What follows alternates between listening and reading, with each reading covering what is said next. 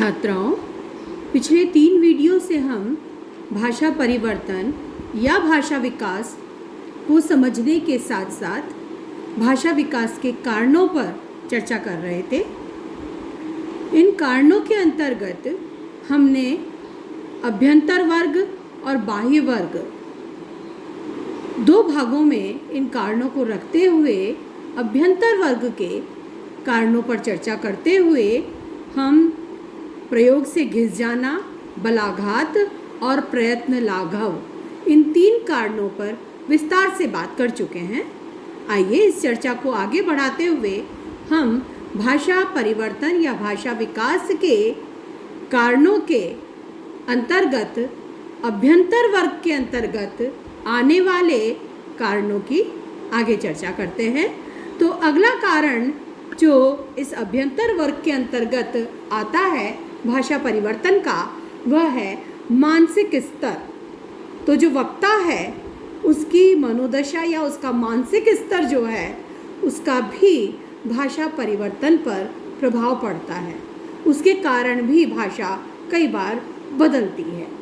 तो वक्ता की जो मानसिक स्तर है, उस मानसिक स्तर में परिवर्तन से भाषा में परिवर्तन आता है, क्योंकि उसके विचारों में परिवर्तन आता है और विचारों में परिवर्तन होकर भाषा भी प्रभावित होती है।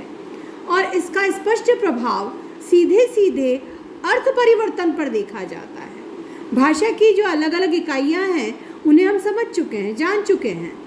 तो यह जो परिवर्तन मानसिक स्तर के कारण जो परिवर्तन आता है, वो परिवर्तन ज़्यादा अर्थ में परिवर्तन के रूप में देखा जाता है। हाँ, कई स्थानों पर ध्वनियों में परिवर्तन भी देखा जा सकता है।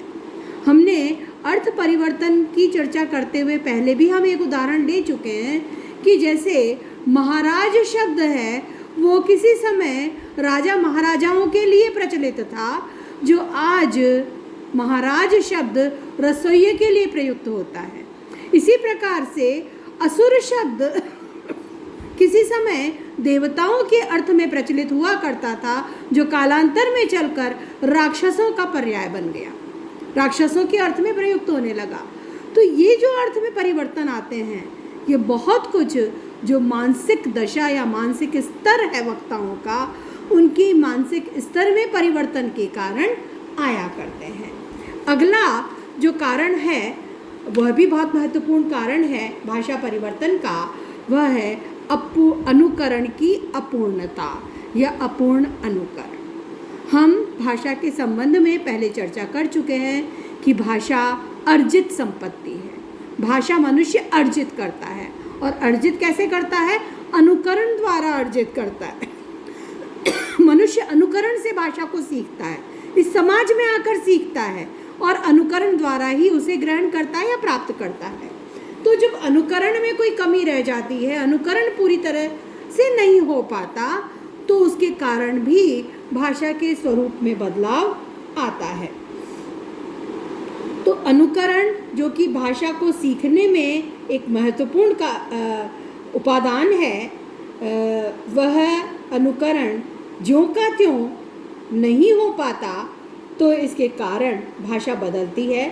जैसे बहुत सारे अंग्रेज़ी शब्द हैं जिनका हिंदी में जो प्रयोग होता है वो अनुकरण की अपूर्णता के कारण अलग ध्वनियों में होता है। स्कूल का उदाहरण तो हम बहुत लेते हैं। स्कूल का स्कूल हो जाता है या स्कूल हो जाता है, और इतना ही नहीं, स्कूलों में, स्कूलें, ऐसे प्रयोग भी प्रचलित हैं। अंग्रेज़ी शब्द है, लेकिन जब उसका बहुवचन है तो वो हिंदी बहुवचन के अनुसार उसमें भी परिवर्तन किया जाता है, और उसका प्रयोग बहुत धड़ल्ले से चल रहा है। स्कूलें खुल गई, ये प्रयोग हम प्रायः सुनते हैं अपने आसपास। स्कूल खुल गए नहीं, स्कूलों में बच्चे आ गए। स्कूलें, क्लासों में जाओ, क्लासें भर गईं। ये सब अंग्रेज़ी शब्द हैं। उनका अपने अनुसार, अपने तरीके से, मनमाने ढंग से उनका अनुकरण करके पूरी तरह से जो हिंदी भाषा की प्रकृति है, उस हिंदी भाषा में जिस प्रकार से बहुवचन होते हैं उसके अनुसार उनका बहुवचन बनाकर धड़ल्ले से प्रयोग किया जा रहा है। तो ये अनुकरणगत जो भिन्नता आती है भाषा में, उसका उदाहरण है। इसी तरह से फोकस शब्द है, उसका फोक्स प्रयोग बहुत लोग करते हैं। इनॉग्रेशन, इनॉर्गेशन बहुत लोगों को बोलते देखा है, इनॉग्रेशन को इनॉर्गेशन। ये अनुकरण की अपूर्णता के कारण आने वाले बदलाव हैं। तो इसी प्रकार से सिग्नल, सिंगल प्रयोग बहुत होता है। गार्ड का गार्ड, ये भी मिलता है, प्रयोग बहुत अधिक मिलता है। तो इस प्रकार से जो अनुकरण में जो अपूर्णता रह जाती है, कमी रह जाती है, उसके कारण भी भाषा में बदलाव आते हैं। इस संदर्भ में डॉक्टर डीपी गुणे कहते हैं, यह भी हम देख चुके हैं कि भाषा एक उपलब्धि है, उसे अर्जित करने में ही कुछ भाषिक तथ्य दूर हो जाते हैं और कुछ नए जुड़ जाते हैं, क्योंकि एक सफल उपलब्धि व्यक्ति की श्रवण एवं उच्चारण क्षमता तथा उसके वातावरण एवं परिस्थितियों पर निर्भर करती है। और ये बातें सभी के साथ एक सी नहीं होती। हर व्यक्ति में आंतरिक भाषा अथवा भाषा विचारों के वर्ग परिवर्तित होते रहते हैं। बाल, युवा, वृद्ध अपने अपने अनुसार अनुकरण करते हैं और मानसिक स्तर का भी प्रभाव पड़ता है। तो अपूर्ण अनुकरण भी इस प्रकार से भाषा में बदलाव का, उसके ध्वनि रूपों में बदलाव का एक महत्वपूर्ण कारण है। इस अपूर्ण अनुकरण के भी अनेक कारण होते हैं, जैसे शारीरिक भिन्नता, अशिक्षा, ध्यान की कमी या स्वेच्छा से भी कई बार इस प्रकार का बदलाव किया जाता है। तो शारीरिक भिन्नता, जो शारीरिक दृष्टि से प्रत्येक व्यक्ति अलग है, वाग्यंत्र और श्रवणेंद्रिय में भी भिन्नता हो सकती है। इस कारण सुनने में भी कई बार फर्क पड़ जाता है। तो जैसा सुना जाता है वैसा बोला जाता है, तो अपने आप उस भाषा के स्वरूप में कहीं ना कहीं परिवर्तन आ जाता है, ध्वनियाँ बदल जाती हैं। और इसी प्रकार से कई बार वाग्यंत्र की भिन्नता के कारण भी ध्वनियाँ बदलती हैं। खासतौर से जब दूसरी भाषा के शब्द हम बोलते हैं तो हमारा वाग्यंत्र हमारी भाषा के अनुसार ढल चुका है, और जब दूसरी भाषा के शब्दों को हम अपनाते हैं और बोलते हैं तो प्रायः उनका प्रयोग हमारा वाग्यंत्र जो हमारी भाषा के अनुसार ढल चुका है, उसके अनुसार एक उसका स्वरूप, उसका लचीलापन उसके अनुसार हो चुका है, तो उस भाषा के शब्दों के उच्चारण में बदलाव आ जाता है। जैसे हम मान लीजिए जो कागज़ शब्द है जो अरबी का है, उसका जो नुक्ता है उसका प्रयोग प्रायः हम लोग नहीं करते। गज़ल, ज में भी नुक्ता आएगा, ग में भी आएगा, लेकिन गज़ल जोर देकर कोई नहीं बोलता, गज़ल प्रयोग ज़्यादा प्रचलित है। इसी प्रकार से ज़हर का जहर ही ज़्यादा प्रचलित है। कागज़, कागज, कागज के स्थान पर कागज प्रयोग ज़्यादा प्रचलित है। तो अरबी के ये जो शब्द हैं वो बिना नुक्ते के हिंदी भाषा में बड़ी आसानी से उच्चारित किए जाते हैं।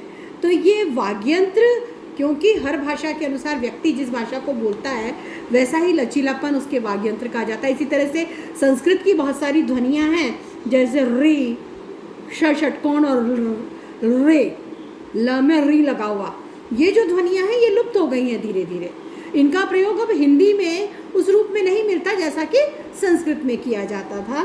तो ये वाग्यंत्र के कारण भी बदलाव होता है। अशिक्षा और अज्ञान के कारण भी होता है। जब लोग नहीं जानते हैं, नहीं समझते हैं, तो उसका उच्चारण अलग तरीके से कर देते हैं। जैसे उसके बहुत सारे उदाहरण हमें मिलते हैं, जैसे डॉक्टर का डाकदर, लाइब्रेरी का रायबरेली हो जाता है, टाइम का टेम, टेम क्या हुआ है, ये प्रयोग भी प्रचलित है। इसी प्रकार से स्टेशन का टेशन बहुत प्रचलित है। तो ये बहुत सारे उदाहरण हैं हमारे सामने। हॉस्पिटल का अस्पताल बन गया, इसी प्रकार से थिएटर का थिएटर बन गया, सिग्नल का सिंगल बन गया, रिपोर्ट का रपट बन गया। तो ये सब अशिक्षा और अज्ञान के कारण भी ध्वनिगत या भाषा में बदलाव आते हैं। इसी प्रकार जो ध्वनि की कमी या असावधानीवश भी कई बार परिवर्तन हो जाते हैं कि भ्रम हो जाता है या लापरवाही से उसका प्रयोग बदल जाता है। जैसे पढ़े लिखे लोग भी बहुत सारे इनॉग्रेशन को इनॉर्गेशन बोलते हुए दिखाई दे जाते हैं या फोकस को फोक्स प्रयोग करते दिखाई दे जाते हैं। तो ये भी इसमें हम अशिक्षा असावधानी में नहीं रख करके, अशिक्षा में न रख करके इसे एक प्रकार से ध्वनि की कमी में भी रख सकते हैं, असावधानी में भी रख सकते हैं कि असावधानीवश भी इस प्रकार के उच्चारण हो जाया करते हैं। स्वेच्छा से भी कई बार ध्वनिगत परिवर्तन या भाषा में परिवर्तन होता है। जो अनुकरण किया जा रहा है उस अनुकरण में स्वेच्छा से भी कई बार शब्दों का स्वरूप बदला जाता है। ऐसे उदाहरण हमें मिलते हैं। उस तो एक विशेष प्रभाव उत्पन्न करने के लिए प्रायः साहित्य में हम ऐसा देख पाते हैं। विशेष प्रभाव उत्पन्न करने के लिए, कुछ नई पहचान बनाने के लिए नए तरीके का प्रयोग करते हुए लोग देखे जाते हैं। जैसे अलेक्जेंडर का अलक्षेंद्र बना, इसका प्रयोग हमारे साहित्य में बहुत मिलता है। अलक्षेंद्र शब्द का प्रयोग मिलता है। इसी प्रकार से कॉमेडी का हिंदी रूप कामदी बना, ट्रेजेडी का त्रासदी बना। ये अपने अनुसार, जानबूझकर अपने अनुसार प्रयोग किया गया, उनका हिंदीकरण, हिंदी रूप तैयार किया गया और यह प्रयोग प्रचलित भी हो गया।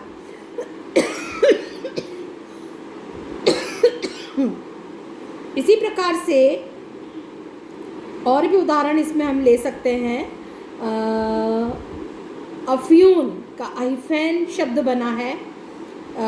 ऐसे ही मैक्स मूलर का मोक्ष्मूलर, स्ट्रेटजी का स्त्रातजनिक, स्त्रातजिक, तुरुक का तुरुष्क। तो ये ऐसे प्रयोग मिलते हैं। इसी प्रकार से और भी प्रयोग मिलते हैं, जैसे खर्चना, खर्चा का या खर्च का खर्चना। ये बनाए हुए शब्द हैं, बनाए हुए प्रयोग हैं और ये प्रचलन में है अब। इसी प्रकार बात से बतियाना, बात करना से बतियाना शब्द, तो ये बनाया हुआ शब्द है और ये प्रचलन में है और इसे सही भी माना जाता है। इसी प्रकार से स्वीकार करना के स्थान पर स्वीकारना, दिखलाने के स्थान पर दर्शाना। हम देखते हैं हमारे जो अखबार हैं वो भी भाषा में इस प्रकार के शब्दों का निर्माण करते हैं और वो प्रयोग प्रचलित भी हो जाते हैं। जैसे आतंकवादी के स्थान पर आतंकी शब्द का प्रयोग प्रचलन में आ गया है। ये हमारे जो समाचार पत्र हैं उनके द्वारा बनाया हुआ है। दुष्कर्मी, बलात्कारी के स्थान पर दुष्कर्मी शब्द का प्रचलन अब अधिक हो गया है, बढ़ गया है। तो ये बनाए हुए शब्द हैं, जानबूझकर भी कई बार इस प्रकार का निर्माण किया जाता है। इसी प्रकार से और हम ले सकते हैं अगला जो कारण हम लेते हैं जातीय मनोवृत्ति। तो भाषा परिवर्तन में जातीय मनोवृत्ति का भी प्रभाव पड़ता है। परिश्रमी और आराम तलब जातियों के उच्चारण और व्यवहार में अंतर होता है। असभ्य जंगली जातियाँ रूखी, कठोर, भद्दी और शुष्क शब्दावली का प्रयोग करती हैं। सभ्य लोग संवेदनशील, कर्णप्रिय, शिष्ट शब्दावली का प्रयोग करते हैं। स्निग्धता, मधुरता से उनकी भाषा परिपूर्ण होती है और यही कारण है कि हमारी अलग अलग जो बोलियां हैं उनमें एक अंतर हमें स्पष्ट दिखाई देता है। ब्रजभाषा, अवधी, खड़ी बोली की श्रेष्ठता के पीछे यही कारण है। कुछ उच्चारण वंशानुगत भी होते हैं। जातीय संबोधन सदा अलग रहते हैं। जर्मन में कठोरता, फ्रांसीसी में कोमलता, उर्दू फारसी में श्रृंगारिकता आदि गुण जातीयता के कारण ही आए हैं। तो इस प्रकार से जो जातीय मनोवृत्ति है उसका प्रभाव भी भाषा पर पड़ता है और जातीय मनोवृत्ति स्थान के अनुसार बनती है। तो निश्चित रूप से जो अधिक उपजाऊ और हरे भरे स्थानों पर रहने वाले लोग हैं, जिनका जीवन बड़े आनंद और शांति से बीत रहा है, जिन्हें अधिक परिश्रम नहीं करना पड़ता है, वहाँ पर वो लोग भी थोड़े आराम तलब भी होते हैं, उनमें विलास भी अधिक होता है। श्रृंगार प्रियता भी अधिक होती है, और वहाँ पर भाषा में भी उसी के अनुरूप कोमलता हमें मिल जाती है। इसके विपरीत जहाँ पर प्रकृति से जूझना पड़ता है, जहाँ जुझारूपन है, वहाँ पर कठोरता अपने आप उनकी मनोवृत्ति में भी आ जाती है, तो उनके शब्दों में भी कठोरता स्वाभाविक रूप से आ जाती है। आज इस चर्चा को यहीं रोकते हैं, यहीं विराम देते हैं। इसके आगे के कारणों पर चर्चा हम अगले वीडियो में करेंगे।